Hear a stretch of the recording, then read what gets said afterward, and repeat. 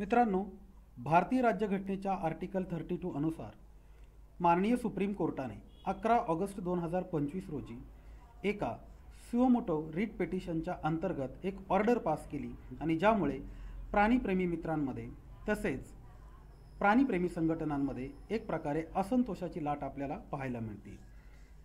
ही नक्की ऑर्डर काय आहे, काय ऑर्डर सुप्रीम कोर्टने पास केलेली आहे हे या व्हिडिओमध्ये आपण पाहणार आहोत।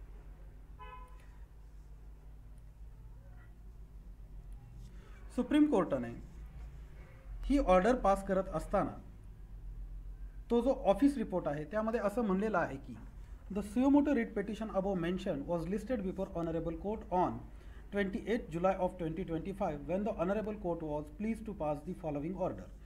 माननीय कोर्टापुढे 28 जुलै 2025 रोजी हा जो मॅटर लिस्ट करण्यात आलेला होता रिट पिटिशनच्या अनुषंगाने त्या संदर्भात खालील ऑर्डर सुप्रीम कोर्ट पास करत आहे।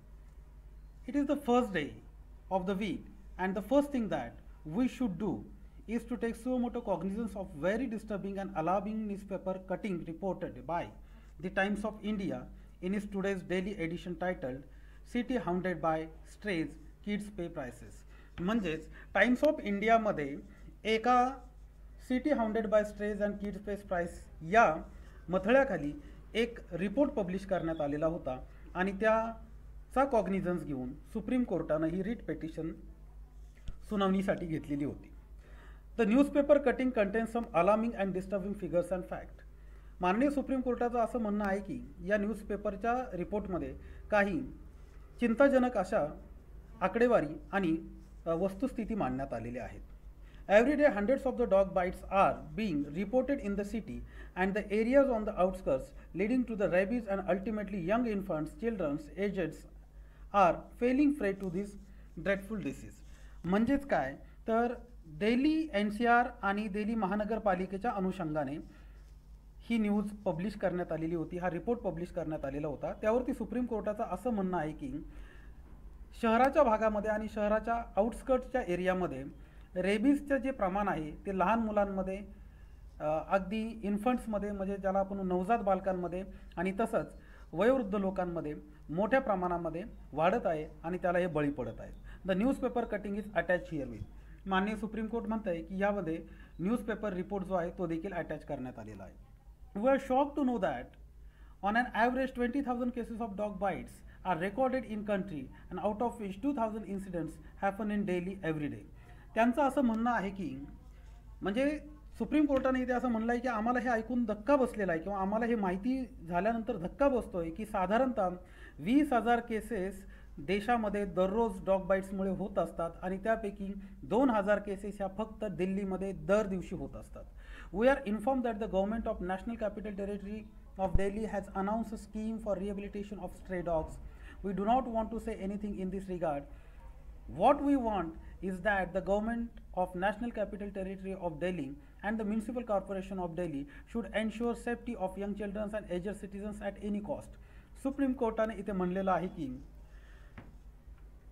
दिल्ली NCR मध्ये आणि तसेच दिल्ली महानगरपालिकेमध्ये ही जी शॉकिंग फॅक्ट्स अँड फिगर्स आपल्याला डॉग बाईट्सच्या दिसत आहेत या संदर्भामध्ये त्यांनी एक रिहॅबिलिटेशन प्रोग्राम जे डॉग बाईट्सच्या संदर्भामध्ये स्ट्रे डॉग्सच्या अनुषंगाने सुरू केलेला आहे। सुप्रीम कोर्टाचं असं म्हणणं आहे की त्या प्रोग्रामबद्दल आमचं काहीही मत नाही आहे। आम्हाला फक्त लहान मुलांची आणि जे एजेड सिटिजन्स आहेत त्यांची सेफ्टी सरकारनं म्हणजे महानगरपालिकेनं आणि दिल्ली NCR गव्हर्नमेंटनं करावी अशी आमची इच्छा आहे। As per the newspaper report amidst the rising the threat of the stray dogs in the national capital। मग यामध्ये सुप्रीम कोर्टानं 2 उदाहरणं दिलेली आहेत। एक 6 वर्षांची छवी शर्मा नावाची जी मुलगी आहे ती कशी रेबीज या आजाराला स्ट्रे डॉग्सच्या बाईटमुळे बळी पडलेली आहे आणि तसेच अभिषेक राय नावाचा एक 4 वर्षांचा मुलगा देखील 23 जुलै 2025 रोजी अलीपूर एरियामध्ये या स्कूलमधून येत असताना त्याच्यावरती डॉग्सनं हल्ला केला आणि त्यामुळे त्याला खूप इंजुरीज झाल्या आणि त्यामुळे देखील त्याला जो काही तो त्याला बळी पडलेला आहे हे एक देखील उदाहरण सुप्रीम कोर्टने या ऑर्डरमध्ये घेतलेले आहे। आणि म्हणून सुप्रीम कोर्ट म्हणते की we take suo motu cognizance of this newspaper report. या न्यूजपेपर रिपोर्टचा आम्ही स्वतःहून कॉग्निझन्स घेत आहोत The registry shall register this petition and number the same as suo motu petition in public interest. म्हणूनच सुप्रीम कोर्टाचं जे रजिस्ट्री डिपार्टमेंट आहे त्यांना सांगितलं की या पेटिशनचा सुओ मोटो पेटिशन म्हणून जनतेच्या जनहितार्थ दखल घेतली जावी. Issue notice to the government of the national territory of Delhi and municipal corporation of Delhi रेस्पेक्टिव्हली returnable on 11 August 2025. आणि त्या अनुषंगाने दिल्ली NCRला आणि दिल्ली महानगरपालिकेला त्यांनी नोटिसा इश्यू करण्याचे देखील सांगण्यात आलेले आहे. Let this order to be placed along with the attached newspaper cutting before the Honorable Chief Justice of India for appropriate orders. आणि हा जो मुद्दा आहे हा या न्यूजपेपरच्या कटिंग बरोबर म्हणजेच त्या रिपोर्टच्या अटॅचमेंट बरोबर माननीय सुप्रीम कोर्टाचे जे आपले चीफ जस्टिस आहेत त्यांच्यापुढे योग्य ती ऑर्डर करण्यासाठी ठेवला जावा असं देखील त्यांनी म्हणलेलं आहे. वी अपॉइंट मिस्टर गौरव अग्रवाल म्हणून सिनियर काउन्सिल आहेत सुप्रीम कोर्टचे. त्यांना ॲमिकस क्युरी म्हणून या मॅटरमध्ये सुप्रीम कोर्टानं अपॉइंट केलेलं आहे. Post this matter for further hearing before this court subject to the orders may be passed by the honourable chief justice of India. आणि पुढे जाऊन ते म्हणतात की honourable chief justice of India जे आहेत ते ॲप्रोप्रिएट ऑर्डर या अनुषंगाने पास करतील. It is submitted that pursuant of the above order, suo motu writ petition number 5 of 2025 has been registered and the show cause notices was issued to the government and NCR Delhi and the Municipal Corporation of Delhi.